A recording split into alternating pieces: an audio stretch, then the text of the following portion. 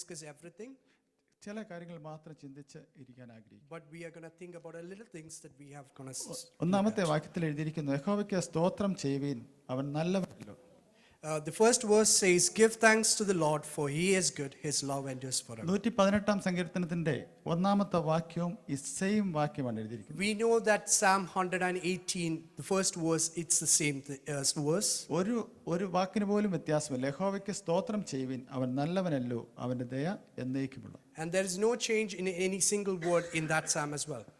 3 കാര്യങ്ങൾ അവിടെ പറയുന്നുണ്ട്. And there's 3 things that said there. ഒന്ന്, ദൈവത്തിന് നന്ദി പറയണം. First thing is to thank God. എന്തിനാണെന്ന് അറിയാമോ? അവൻ നല്ലവനല്ലോ. Why do we have to thank God? Because he is good. രണ്ടാമത്തെ റീസൺ, അവന്റെ ദയ എന്നേക്കുമുള്ളത്. And the third reason is his love endures forever. നമുക്കറിയാം, നമ്മളെല്ലാവരും ദൈവത്തിന്റെ ദയയും കരുണയും ഒക്കെ അനുഭവിച്ചവരാണ്. And we all know that we have been at the receiving end of the grace and the love from God. നമ്മളോട് ആരോടും ദൈവത്തെക്കുറിച്ച് ചോദിച്ചാൽ ദൈവം നല്ലവനെന്ന് മാത്രമേ നമ്മൾ പറയാറുള്ളൂ. And if someone asks each and every one of you, you will say that God is love. എൻ്റെ ജീവിതത്തിൽ ദൈവം നല്ലവനായിരുന്നില്ല എന്ന് ആരും പറയുമെന്ന് ഞാൻ And ചിന്തിക്കുന്നു. no one in here says that God wasn't grateful to you. നമ്മൾ 1000 പ്രാവശ്യം പറയാൻ തയ്യാറാകും യഹോവ നല്ലവനാണ്. And we all know that God was good to us. കാരണം നമ്മൾ ഓരോരുത്തരും ദൈവത്തെ എക്സ്പീരിയൻസ് ചെയ്തവരാണ്. Because we have experienced God. ദൈവത്തിന്റെ നന്മകളെ അനുഭവിച്ചവരാണ്. And we have received God's blessing. ദൈവത്തിന്റെ പ്രത്യേകതകളെ എല്ലാം എനിക്ക് ഇന്ന് പറയുവാനായിട്ട് സമയമില്ല. I don't have the time to discuss all God's doings. നമുക്ക് പെട്ടെന്ന് 1-2 വാക്യങ്ങൾ പെട്ടെന്ന് വായിക്കാം. But we are going to discuss 2-3 verses quickly. Acts chapter 10 verse 34-35.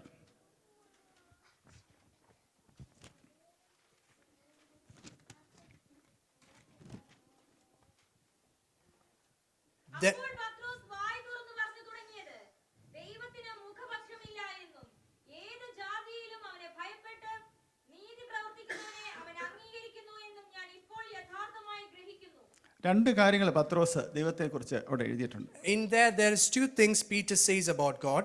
ദൈവത്തിന് മുഖപക്ഷമില്ല. God doesn't show favoritism. മനുഷ്യനുള്ളത് അതാണ്. Men have that. മനുഷ്യനുള്ള ഗുണവും ദൈവത്തിന് ഇല്ലാത്ത ഗുണവും അതാണ്. And the one thing that men have and God doesn't have is favoritism. അടുത്തത് എഴുതിയിരിക്കുന്നത്, അവനെ ഭയപ്പെട്ട് നീതി പ്രവർത്തിക്കുന്നവനെ അവൻ അംഗീകരിക്കുന്നു. And it says he accepts men from every nation who fear him and do what is right. അതെ, ഏത് ജാതിയിലും അവനെ ഭയപ്പെട്ട് നീതി പ്രവർത്തിക്കുന്നവനെ അവൻ അംഗീകരിക്കുന്നു. It says in any nation who fears him and does what is right. ഇന്ന ഡിനോമിനേഷനോ ഇന്ന കാസ്റ്റെന്നോ ഇന്ന റിലീജിയനോ ഒന്നുമില്ല, അവനെ അംഗീകരിക്കുന്നവനെ നീതി പ്രവർത്തിക്കുന്നവനെ അവൻ അംഗീകരിക്കുന്നു. And there's no difference between caste, religion or denomination, but he accepts anyone who fears him and do what is right. പലപ്പോഴും മനുഷ്യൻ നമ്മളെ മാറ്റി നിർത്തുമ്പോൾ അല്ലെങ്കിൽ മുഖപക്ഷം നമ്മളോട് കാണിക്കുമ്പോൾ നമ്മുടെ ദൈവം ഒരിക്കലും അതിന് തയ്യാറല്ല. And God doesn't favor when man shows favoritism and puts you in a difficult position. നാം വളരെയധികം കേട്ടിട്ടുണ്ട് വർക്ക് പ്ലേസിലുള്ള discrimination. And we all heard and know the discrimination that we have in workplaces. നമ്മൾ പലരും അത് അനുഭവിച്ചിട്ടുള്ളവരായിരിക്കും. And we often have been at the receiving end of it. എന്നാൽ നമ്മുടെ ദൈവത്തിന് മുഖപക്ഷമില്ല. But our God doesn't have favoritism. സ്നേഹിക്കുന്നവരെല്ലാം ദൈവം ചേർത്ത് നിർത്തും. And God is going to keep everyone close to whoever is loving to him. എന്നാൽ ദൈവത്തിന്റെ മക്കളായ മനുഷ്യർക്ക് അതിന് താല്പര്യമില്ല. But God's children doesn't have that. അതുകൊണ്ടാണ് ലോകത്തിൽ ഒരു മനുഷ്യന്റെയും പേര് ഇവിടെ എഴുതാത്തത്. ഇതിന് ഈ ഒന്നാമത്തെ വാക്യത്തിൽ യഹോവയ്ക്ക് സ്തോത്രം ചെയ്യുന്നുള്ളിടത്ത് യഹോവയ്ക്ക് പകരം മറ്റൊരു മനുഷ്യന്റെയും പേര് വെക്കാൻ സാധ്യമല്ല. That's the reason why in here it says give thanks to the Lord, and it doesn't say anyone's name in particular in there. കാരണം ദൈവത്തിന് മാത്രമേ ആ കോൺസ്റ്റന്റ് ലവ് ഉള്ളൂ. And because the reason is only God can give you the constant love. ദൈവത്തിന് മാത്രമേ മനുഷ്യനോട് എന്നും ആ ഒരു എതിർപ്പില്ലാത്ത സ്നേഹം അല്ലെങ്കിൽ ഒരു കണ്ടീഷണൽ ലവ് അല്ലാത്തത് ദൈവത്തിന് മാത്രമേ. And we all know that only God can give you unconditional love in each and every one of us. നമുക്ക് 2 Corinthians chapter 2 verse 9 നോക്കാം. 1 Corinthians chapter 2 verse 9. ദൈവം തന്നെ സ്നേഹിക്കുന്നവർക്ക് ഒരുക്കിയിട്ടുള്ളത് കണ്ണ് കണ്ടിട്ടില്ല, ചെവി കേട്ടിട്ടില്ല, ഒരു മനുഷ്യന്റെയും ഹൃദയത്തിൽ തോന്നിയിട്ടുമില്ല എന്ന് എഴുതിയിരിക്കുന്നതുപോലെ തന്നെ. അപ്പോൾ രണ്ടാമത്തെ ഒരു കാര്യം, ദൈവം തന്നെ സ്നേഹിക്കുന്നവർക്ക് ഒരുക്കിയിട്ടുള്ളത്, ഒരുക്കം എന്നല്ല അവിടെ എഴുതിയിരിക്കുന്നത്, ഒരുക്കിയിട്ടുള്ളത് ഒരു കണ്ണ് കണ്ടിട്ടില്ല. In the second one is God prepared something for the people who he loves something which no one has seen before. മനുഷ്യനിൽ നിന്ന് ദൈവം ആഗ്രഹിക്കുന്ന ഒരേ ഒരു കാര്യം അവനെ സ്നേഹിക്കുക എന്നുള്ളതാണ്. And the only thing that God expects from us is to love him. ദൈവം നമുക്ക് വേണ്ടി എല്ലാ ഗിഫ്റ്റുകളും ഒരുക്കി കാത്തിരിക്കുകയാണ്, നമ്മൾ സ്നേഹിച്ചാൽ മാത്രം മതി. And God has prepared all the gifts that he wants to give it to you. The only thing that we have to do is to love him. അത് മാത്രമല്ല, കണ്ണ് കണ്ടിട്ടില്ല, ചെവി കേട്ടിട്ടില്ല, ലോകത്തിലുള്ള ഒരു മനുഷ്യന്റെ ഹൃദയത്തിലും തോന്നാത്ത കാര്യമാണ് ദൈവം നമുക്ക് വേണ്ടി കരുതിയത്. And it hasn't been seen by someone, it hasn't been heard before, or it hasn't been thought by any human being in the earth. എന്നാൽ പലപ്പോഴും നമ്മളത് മറന്നു പോകാറുണ്ട്. But in some situations we tend to forget that. എന്നാൽ ദൈവം നമുക്ക് വേണ്ടി ഒരുക്കി കാത്തിരിക്കുന്നു, നാം എത്രമാത്രം ദൈവത്തെ സ്നേഹിക്കുന്നു. And we should love him because he has gifts which no one has seen before. ഈ 136 സങ്കീർത്തനത്തിലെ 26 പ്രാവശ്യം പറയുന്നുണ്ട്, യഹോവ നല്ലവനല്ലോ, അവന്റെ ദയ എന്നേക്കുമുള്ളത്. In Psalms 136, there's 26 times it says, give thanks to the Lord for he is good, his love endures forever. 26 പ്രാവശ്യം അതിന് 26 റീസൺ അതിനകത്ത് എഴുതിയിട്ടുണ്ട്. And in there are 26 different reasons being shown there. നമുക്ക് എത്ര റീസൺ ഉണ്ട് ദൈവം നല്ലവനെന്ന് പറയാൻ? How many reasons do we have to say that God is good in our lives? നമ്മുടെ ജീവിതം മുഴുവൻ കൊടുത്താലും മതിയാകാത്ത വണ്ണം ദൈവം നല്ലവനാണ്. And God has been good to us even though we give our entire life to him. Matthew chapter 26 verse 49 നമുക്കൊന്ന് വായിക്കാം.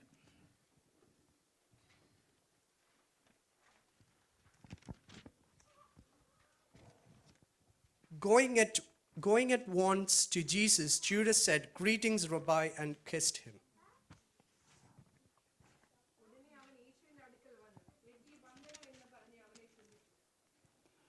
വന്ന് ആരാന്ന് നമുക്കറിയാം. ആരാണ് വന്നത്? യൂദ. We all know who came there. It was Judas. അവിടെ വന്നു, അവനെ യേശുവിന്റെ അടുക്കൽ വന്ന് റബ്ബി വന്ദനമെന്ന് പറഞ്ഞ് അവനെ ചുംബിച്ചു. He came near and said, "Greetings, Rabbi," and kissed him. യേശു അവനോട് മിണ്ടാതിരിക്കുകയല്ല, യേശു അവനോട് ചോദിച്ചു, സ്നേഹിത, നീ വന്ന കാര്യം എന്ത് എന്ന് പറഞ്ഞു. And Jesus replied, "Friend, do what you came for." എന്തായിരുന്നു നടന്ന ആ സംഭവത്തിന്റെ ബാക്ക്ഗ്രൗണ്ട് എല്ലാവർക്കും അറിയാവുന്ന കാര്യമാണ്, ഞാനത് എക്സ്പ്ലെയിൻ ചെയ്യുന്നില്ല.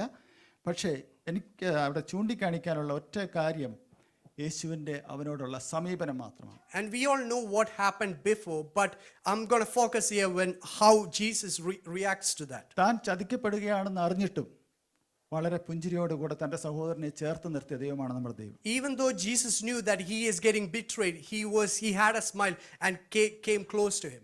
എത്ര ദൈവമക്കൾക്ക് അതിന് കഴിയും? How many of you people can do that?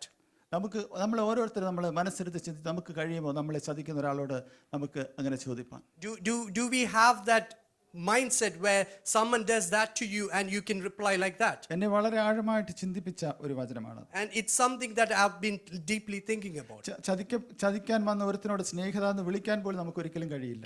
Can we call someone who is coming to betray you, calling them friend? നമ്മൾ പറയും, നമ്മൾ ഒരിക്കലും ഞാൻ അവനോട് മിണ്ടത്തില്ലെന്ന് പറയും. And we will say that we are never going to talk to them. ഞാൻ ഒരിക്കലും അവനെ സഹായിക്കത്തില്ലെന്ന് പറയും. And we are not going to help them after. നമുക്ക് എന്തെല്ലാം രീതിയിൽ അവനെ കേഴ്സ് ചെയ്യാം അതെല്ലാം ചെയ്യും. And we are going to curse them in every possible way. അതാണ് മനുഷ്യന്റെ സ്നേഹം. And that's what men do. എന്നാൽ ദൈവം വരച്ചു കാട്ടിയത് ചതിക്കുന്നവനെയും സ്നേഹിക്കുന്ന ദൈവമാണ് നമ്മുടെ ദൈവം. But Jesus has shown that to love the one who is going to betray you. അതുകൊണ്ടാണ് സങ്കീർത്തനക്കാരൻ ഇവിടെ എഴുതിയിരിക്കുന്ന, അവൻ നല്ലവനല്ലോ, അവന്റെ ദയ എന്നേക്കുമുള്ളത്. That's the reason why psalmist here is written, we have to thank him because he is good. അവൻ നല്ലവനല്ലോ, അവന്റെ ദയ എന്നേക്കുമുള്ളത്. അതുകൊണ്ടാണ് നാം ഓരോരുത്തരും അവിടെ. And his love endures forever, and that's the reason why we are sitting here. ജീവിതത്തിൽ ഒരിക്കലും കണ്ടിട്ടില്ലാത്ത നമ്മളെ ദൈവം ഒരുമിപ്പിച്ച് ഇവിടെ കൊണ്ടുവന്നിരിക്കുന്നത്, ദൈവം നല്ലവനല്ലോ, അവന്റെ ദയ എന്നേക്കുമുള്ളത്. God is good for us because we haven't seen each other before, but he has brought us together in this place to worship him. ആ സ്നേഹത്തിൽ തന്നെ നമുക്ക് മുന്നേറാം. ഈ വചനങ്ങളാൽ ദൈവം നമ്മളെ അനുഗ്രഹിക്കുമാറാകട്ടെ. And let us grow in his love and do good in his presence. എനിക്ക് പാസ്റ്ററിന്റെ പേര് നിങ്ങൾക്ക് എല്ലാവർക്കും അറിയാം, എന്നാൽ പാസ്റ്റർ ഇവിടെ ഇൻട്രൊഡ്യൂസ് ചെയ്തിട്ട് ഞാൻ ഇരിക്കാൻ ആഗ്രഹിക്കുന്നു. I know everyone knows pastor's name. I'm going to introduce and sit. നമുക്കറിയാം, എല്ലാ വീടിനും ഒരു ബേസ്മെന്റ് ഉണ്ട്, അല്ലെങ്കിൽ എല്ലാ ബിൽഡിങ്ങിനും ഒരു ബേസ്മെന്റ് ഉണ്ട്. We all know that there's a basement for every building, every house.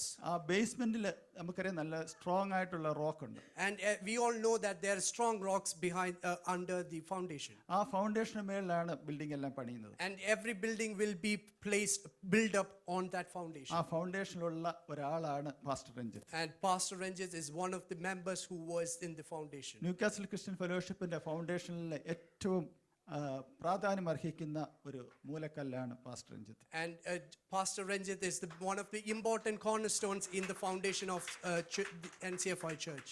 ഞങ്ങൾ വളരെ വിഷമത്തിലും ഭാരത്തിലും ഒക്കെ കടന്നു പോയപ്പോഴെല്ലാം പാസ്റ്ററുടെ സാന്നിധ്യം ഞങ്ങളുടെ കൂടെ ഉണ്ടായിരുന്നു. And when we had difficult times, Pastor Ranjit's help and presence was with us. ഈ സഭയുടെ എല്ലാ വളർച്ചയിലും പാസ്റ്റർ സാന്നിധ്യം ഉണ്ടായിരുന്നു. And in every stages of the church's growth, the pastor was here.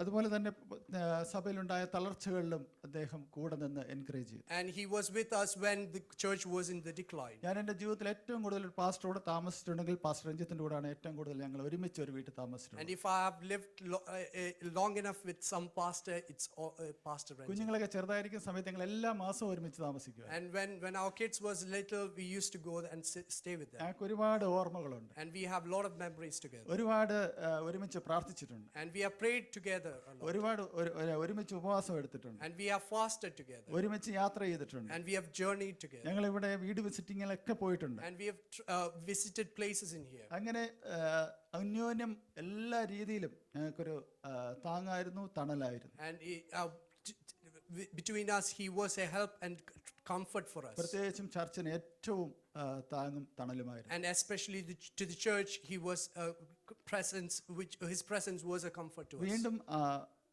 അദ്ദേഹത്തിന്റെ സാന്നിധ്യം നമുക്ക് വീണ്ടും ലഭിച്ചതോർത്ത് ഞാൻ ദൈവത്തെ സ്തുതിക്കുന്നു. And I'm praising God for giving us one more opportunity to have his presence with നിങ്ങൾക്കറിയാം, us. കോവിഡ് എല്ലാം വന്ന് എല്ലാവരും വളരെ വിഷമിച്ച ഒരു അവസരമായിരുന്നു. We all know when COVID came, we were all having a distress time. Covid കൂടെ ഉള്ളപ്പോഴും പാസ്റ്ററും കൂടെ ഉണ്ടായിരുന്നു. And when COVID was there, pastor was with us. എല്ലാ ദിവസവും രാവിലെയും വൈകിട്ടും ഞങ്ങളെ വിളിച്ച് വളരെ കഷ്ടതയിലൂടെയും പ്രയാസത്തിലൂടെയും പോയപ്പോൾ ഞങ്ങളെ കൂടെ നിന്ന വ്യക്തിയാണ്. Every day, morning and evening, he will call us and comfort us. ഇനിയും പറയാൻ ഒരുപാടുണ്ട്. ഞാൻ എന്നാൽ സമയത്തിൻ്റെ കുറവുകൊണ്ട് ഞാൻ പറയുന്നില്ല. എന്നാൽ പാസ്റ്റർ വചനത്തിലൂടെ നമ്മളോട് സംസാരിക്കും. നിങ്ങളുടെ പ്രാർത്ഥനയിൽ കുടുംബത്തെ ഓർത്ത് പ്രാർത്ഥിക്കുക. പാസ്റ്റർ വലിയ മിനിസ്ട്രി ഉള്ള ആളാണ്. അദ്ദേഹത്തിൻ്റെ എല്ലാ മിനിസ്ട്രിയും ദൈവം അനുഗ്രഹിക്കേണ്ടതിന് ഇനിയും ലോകത്തിൻ്റെ വിവിധ ഭാഗങ്ങളിൽ മിനിസ്ട്രി വളരേണ്ടത് നമുക്ക് അതിനുവേണ്ടി പ്രാർത്ഥിക്കാം എന്ന് പറഞ്ഞുകൊണ്ട് എൻ്റെ വാക്കുകൾ നിരുന്നു.